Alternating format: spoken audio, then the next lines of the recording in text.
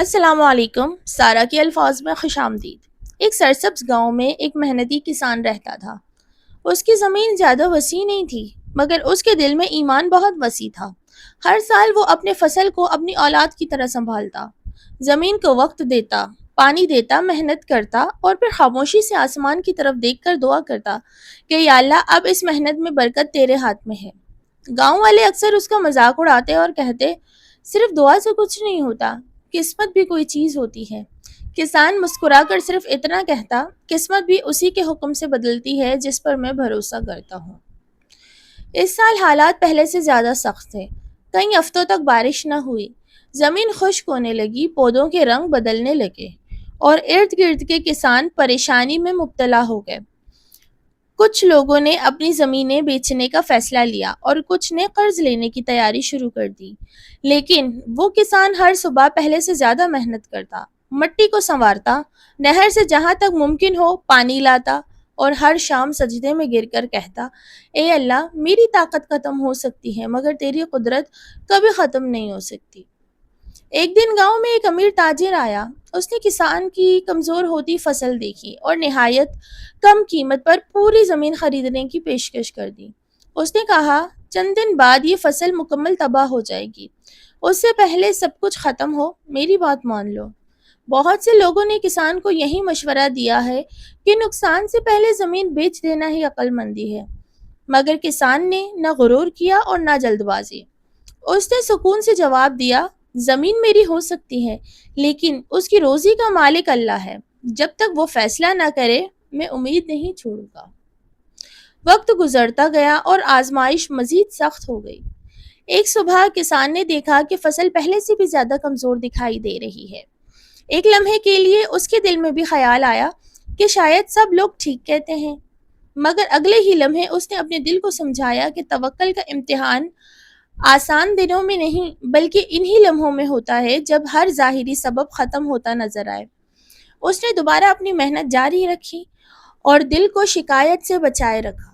چند دن بعد اچانک موسم نے ایسا رخ بدلا جس کا کسی نے تصور بھی نہیں کیا تھا۔ رات بھر بادل برسنے رہے، زمین نے پانی جذب کیا، سوکھی مٹی میں نئی جان آ گئی اور چند ہی دنوں میں وہی مرجھائے ہوئے پودے دوبارہ سرسبز ہو گئے۔ گاؤں کے لوگ حیران تھے کہ جس فصل کو وہ ختم سمجھ چکے تھے وہی دوبارہ زندگی کی علامت بن گئی۔ کسان نے آسمان کی طرف دیکھا، اس کی آنکھیں نم تھیں مگر زبان پر صرف الحمدللہ تھا۔ فصل پکنے کا وقت آیا تو حیرت انگیز طور پر اسی کسان کی پیداوار پورے علاقے میں سب سے بہتر نکلی۔ جن لوگوں نے اس پر ترس کھایا تھا وہ اب اس سے مشورے لینے آنے لگے۔ کسی نے پوچھا، کیا تمہیں پہلے سے معلوم تھا کہ بارش آ جائے گی؟ کسان نے مسکرا کر جواب دیا، مجھے بارش کا نہیں معلوم تھا، لیکن مجھے اپنے رب کی رحمت پر یقین ضرور تھا۔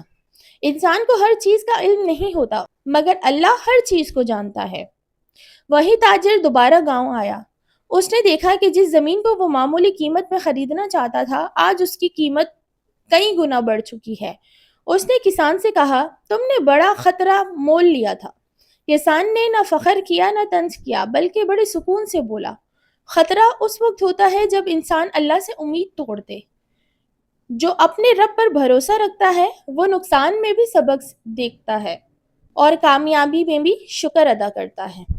یہ واقعہ آہستہ آہستہ پورے علاقے میں مشہور ہو گیا۔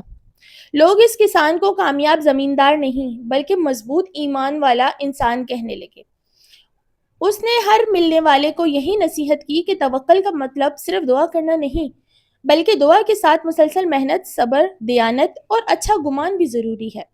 اللہ ان لوگوں کی کوششوں میں برکت دیتا ہے جو حالات سے ہار ماننے کے بجائے اپنے رب سے جڑے رہتے ہیں۔ زندگی بھی ایک کھیت کی طرح ہے، کبھی خوشیوں کی بارش ہوتی ہے اور کبھی آزمائش کی دھوپ۔ اگر انسان صرف موسم دیکھ کر امید باندھے گا تو ہر مشکل میں ٹوٹ جائے گا، لیکن اگر وہ اللہ کی رحمت پر یقین رکھے تو اندھیری رات بھی اسے مایوس نہیں کر سکے گی۔ اصل طاقت وسائل میں نہیں بلکہ اس یقین میں ہے کہ میرا رب میرے لیے وہ راستہ بھی پیدا کر سکتا ہے جس کا میں تصور بھی نہیں کر سکتا۔ اس کہانی کا سب سے بڑا سبق یہی ہے کہ محنت انسان کا فرض ہے اور نتیجہ اللہ کا اختیار۔ جو شخص اپنی ذمہ داری پوری کر کے دل کو اللہ کے سپرد کر دیتا ہے وہ کبھی حقیقی معنی میں ناکام نہیں ہوتا۔ کبھی کامیابی اسے دنیا میں مل جاتی ہے اور کبھی اس کا بہترین اجر آخرت کے لیے محفوظ کر دیا جاتا ہے۔ اس لیے جب بھی زندگی میں مشکلات بڑھ جائیں اس کسان کو یاد رکھیے جس نے حالات پر نہیں اپنے رب پر یقین رکھا اور آخر کار اللہ نے ثابت کر دیا جو اس پر سچا توکل کرتا ہے وہ کبھی تنہا نہیں چھوڑے گا۔ جڑے رہنے کا شکریہ، اپنا خیال رکھیے۔